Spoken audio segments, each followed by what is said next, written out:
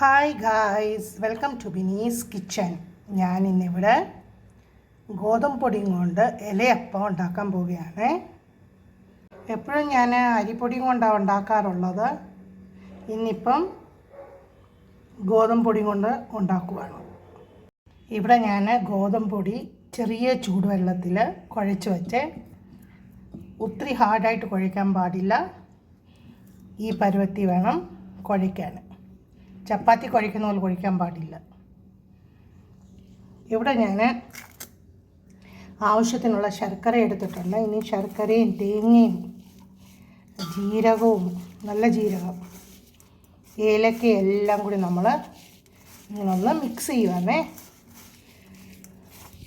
ഞാൻ ശർക്കര മെൽറ്റ് ചെയ്തിട്ടില്ല, ഡയറക്റ്റ് അങ്ങ് ചേർക്കുവാണേ.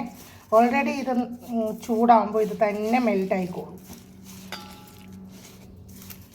നല്ലപോലെ ഇതുപോലെ മിക്സ് ചെയ്യണം.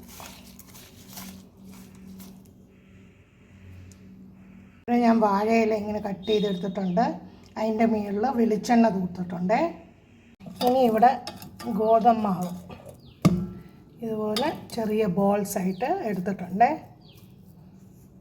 നമ്മളിത് പരത്തുമ്പോൾ കൈ ഇടയ്ക്കിടയ്ക്ക് വെള്ളത്തിൽ മുക്കി വേണം പരത്തി കൊടുക്കാൻ.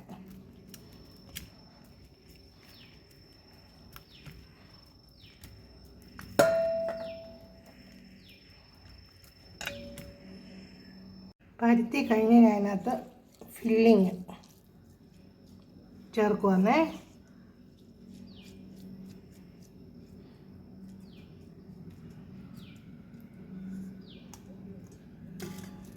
എന്നിട്ട് എല്ലാം ഇങ്ങനെ പതുക്കെ നമുക്കൊന്ന് മടക്കി കൊടുക്കാം. എല്ലാ ഇലയപ്പം ഞാനിങ്ങനെ ഇഡ്ഡലി പാത്രത്തിനകത്തോട്ട് വച്ചേ. ഇനി നമുക്കിത് അടച്ചു വച്ച് വേവിക്കാം. അങ്ങനെ നമ്മുടെ ഇലയപ്പം, ഗോതമ്പ് പൊടിയും കൊണ്ടുണ്ടാക്കിയ ഇലയപ്പം റെഡി.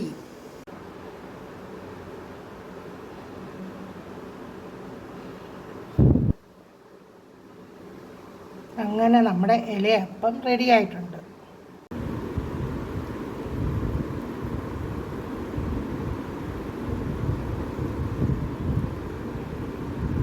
നല്ല ചൂടായിട്ടുണ്ട്.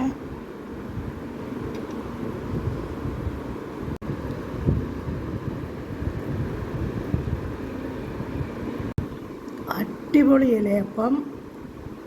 അരിപ്പൊടി വേണമെന്നൊന്നുമില്ല. അരിപ്പൊടി ഇല്ലെങ്കിൽ ഇതുപോലെ ഗോതമ്പ് പൊടിയും കൊണ്ട് ഇതുപോലെ ടേസ്റ്റി ആയിട്ടുള്ള ഇലയപ്പം നിങ്ങൾക്ക് ഉണ്ടാക്കാം.